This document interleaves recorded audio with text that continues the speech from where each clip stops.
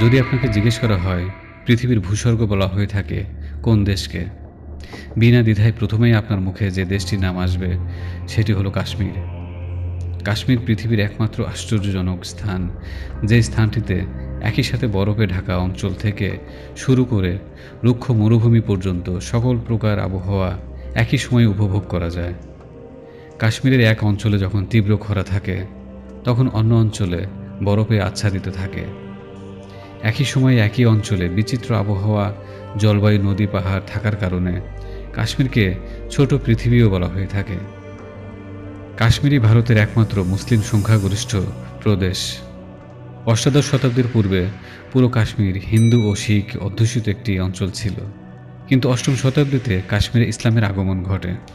এরপর কালের পরিক্রমায় পুরো কাশ্মীর উপত্যকায় এক সময় হয়ে ওঠে মুসলিম অধ্যুষিত এলাকা। 1586 সালে মোগল সম্রাট আকবরের সময় কাশ্মীর মোগল সাম্রাজ্যের অধিভুক্ত ছিল। মোগল সম্রাট আওরঙ্গজেবের সময়কাল পর্যন্ত কাশ্মীর দুর্দান্ত প্রতাপে পরিচালিত হয় মোগল শাসকদের হাতে, কিন্তু আওরঙ্গজেবের মৃত্যুর পর কাশ্মীরে মুঘল কর্তৃত্ব দুর্বল হতে শুরু করে। ভারত নিয়ন্ত্রিত কাশ্মীর নিয়ে আন্তর্জাতিক গণমাধ্যমে যতটা আলোচনা হয়, পাকিস্তান এবং চীন নিয়ন্ত্রিত কাশ্মীর নিয়ে সেরকম আলোচনা হয় না বললেই চলে। ভারত অধিকৃত কাশ্মীরকে জম্মু কাশ্মীর, পাকিস্তান অধিকৃত কাশ্মীরকে আজাদ কাশ্মীর আর চীন নিয়ন্ত্রিত কাশ্মীরকে লাদাখ বলা হয়। ভারত অধিকৃত কাশ্মীর থেকে পাকিস্তান অধিকৃত কাশ্মীরের সৌন্দর্যই সবচেয়ে বেশি। আজাদ কাশ্মীর উপত্যকায় বেশ কিছু গ্রাম রয়েছে, যে গ্রামগুলো সমুদ্রপৃষ্ঠ থেকে প্রায় 7400 ফুট উচ্চতায় অবস্থিত।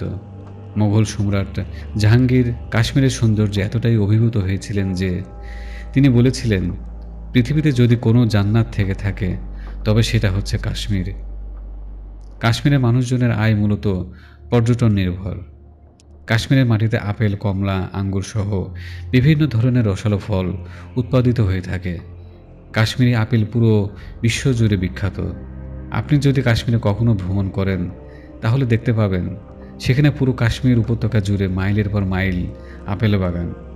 এসব আপেল বাগানের সৌন্দর্যে যে কোনো ব্যক্তি বিমোহিত হতে বাধ্য। কাশ্মীরে ঠান্ডা আবহাওয়া আপেল চাষের জন্য খুবই উপযোগী। এখানকার আপেলের স্বাদ পৃথিবীর অন্য অঞ্চলের চেয়ে স্বাদ একটু বেশি। এর জন্য কাশ্মীরি আপেলের চাহিদা পুরো বিশ্ব জুড়ে বিখ্যাত।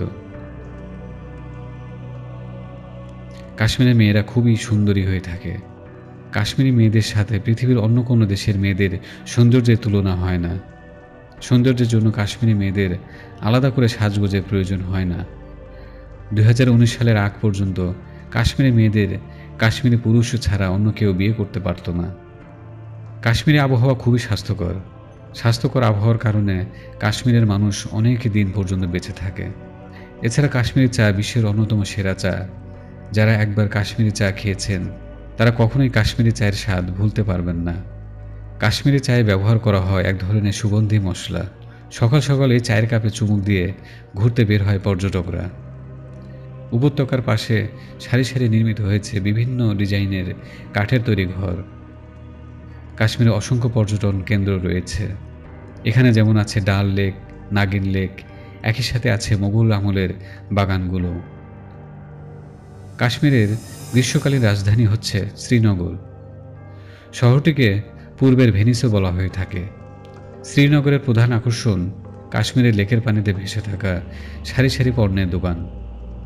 এই বাজারটি পানিতে ভাসমান হওয়াতে এখান থেকে পণ্য কিনতে হলে নৌকায় করে যাতায়াত করতে হয়। এই বাজারের সৌন্দর্য এক একটি ঋতুতে এক এক রকম হয়ে থাকে। কাশ্মীরি ফুলের খ্যাতি পুরো বিশ্ব জুড়ে। পৃথিবীর প্রায় সকল প্রজাতির ফুল কাশ্মীরের আবহাওয়াতে জন্মে। শীতে কাশ্মীরের সৌন্দর্য পুরোটাই বদলে যায়। তখন মনে হবে পুরো কাশ্মীর বরফের সাদা চাদর দিয়ে ঢাকা রয়েছে। 1819 খ্রিস্টাব্দে পাঞ্জাবের শিখ রাজা রঞ্জিত সিং মুসলিম অধ্যুষিত এই ভূমি দখল করে নেন এবং এর মধ্য দিয়েই মূলত কাশ্মীরি মুসলমানদের বঞ্চনার ইতিহাসের সূচনা হয়। 27 বছরের শাসনে পর্যুদস্ত হয় কাশ্মীরের জনপদ। কাশ্মীরি মুসলমানদের জন্য শিক্ষা দীক্ষার কোনো সুযোগ ছিল না। বিনামূল্যে সরকারি কাজ করে দিতে বাধ্য করা হতো মুসলিম জনসাধারণকে। কাশ্মীরের দরিদ্র মুসলিম চাষিদের কাছ থেকে এত বেশি রাজস্ব আদায় করা হতো যে রাজস্ব আদায়ের পর তাদের কাছে খেয়ে পরে বাঁচার মতো শস্য থাকতো না।